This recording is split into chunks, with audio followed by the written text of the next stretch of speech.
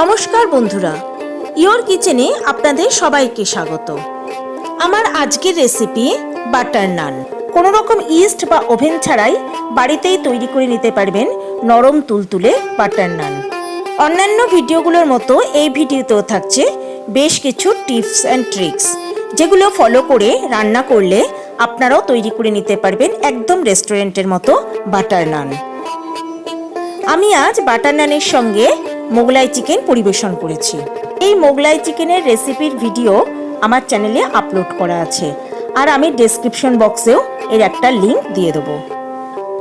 Butter নান বানানোর জন্য আমি নিয়ে নিয়েছি ময়দা। এবার এর মধ্যে দিয়ে দিলাম সামান্য নুন, আর দিয়ে দিলাম বেকিং সোডা, আর দিয়ে দেবো 1.5 চামচ বেকিং পাউডার। এবার এর মধ্যে দিয়ে দেব ফেটিয়ে রাখা টক দই। প্রথমে জল ছাড়াই খুব ভালো করে সমস্ত উপকরণ একসঙ্গে মেখে নিতে হবে। এইভাবে মেখে নেওয়ার জন্য এগুলো বেশ ঝুরঝুরে হয়ে গেছে। এবার এর মধ্যে আমি দিয়ে দেব সাদা তেল। আমার সকল দর্শক বন্ধুর কাছে একান্ত অনুরোধ রইল আমার চ্যানেলটা সাবস্ক্রাইব করার। এবার অল্প অল্প করে উষ্ণ গরম জল মিশিয়ে আমি ময়দাটাকে ভালো করে মেখে নেব। বেশ সময় নিয়েই ময়দাটাকে খুব ভালো করে মাখতে হবে। এবার ময়দাটাকে রেখে দিতে হবে কোনো গরম জায়গায়। তাই আমি গ্যাসের ওপরে বসিয়ে দিয়েছি একটা বেশ বড় সাইজের কড়া।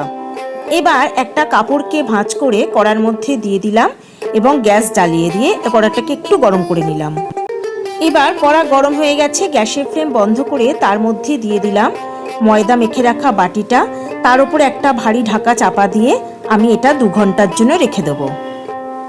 ফিরে এলাম 2 ঘন্টা পর। ময়দা বেশ ফুলে উঠেছে এবং আগের থেকে অনেক নরমও হয়ে গেছে। দেখুন ময়দাটা কতটা ফ্লাফি হয়ে গেছে। ময়দাটাকে এবার আমি আরেকবার একটু মেখে নেব।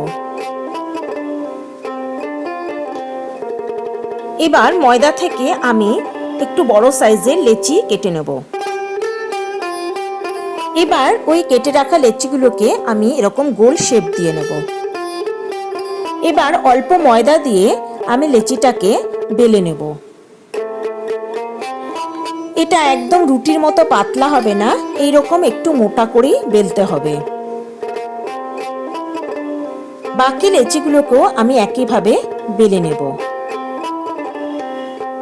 একটা বড় কড়াকে আমি খুব ভালো করে গরম করে নিয়েছি।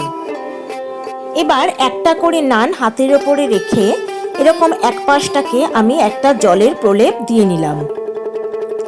এবার এটাকে যে দিকটা অংশ আমি জল লাগিয়েছি সেদিকটাকেই আমি কড়ার গায়ে আটকে দেব, আর এই সময় গ্যাসের ফ্লেম থাকবে একদম লোতে। এক পাশটাতেই কিন্তু জল দেবেন, দুপাশে না। লো ফ্লেমে মোটামুটি 1 থেকে 1.5 মিনিটের মধ্যে এরকম বাবলস চলে আসবে। দেখুন বাবলস এরকম দেখা গেলে তখন বুঝতে হবে যে এক পাশটা হয়ে গেছে। এবার স্প্যাটুলার সাহায্যে এটাকে কড়া থেকে আলাদা করে নিতে হবে।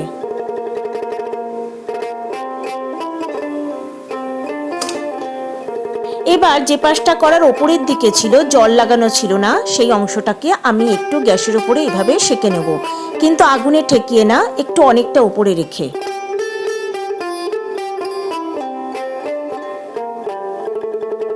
এবার সবগুলো নানকেই গরম অবস্থায় এরকম ভাবে চামচের সাহায্যে গলিয়ে রাখা বাটার লাগিয়ে নেব। এইভাবেই আপনারা বাড়িতেই ওভেন বা ইস্ট ছাড়াও একদম দোকানের মতো নান তৈরি করে নিতে পারবেন। তৈরি হয়ে গেল আমার আজকের রেসিপি বাটার নান। আমি আজ বাটার নান পরিবেশন করব মোগলাই চিকেনের সঙ্গে। রান্নাটা ভালো লাগলে একটা লাইক, কমেন্ট ও শেয়ার করার অনুরোধ রইল বন্ধুদের কাছে।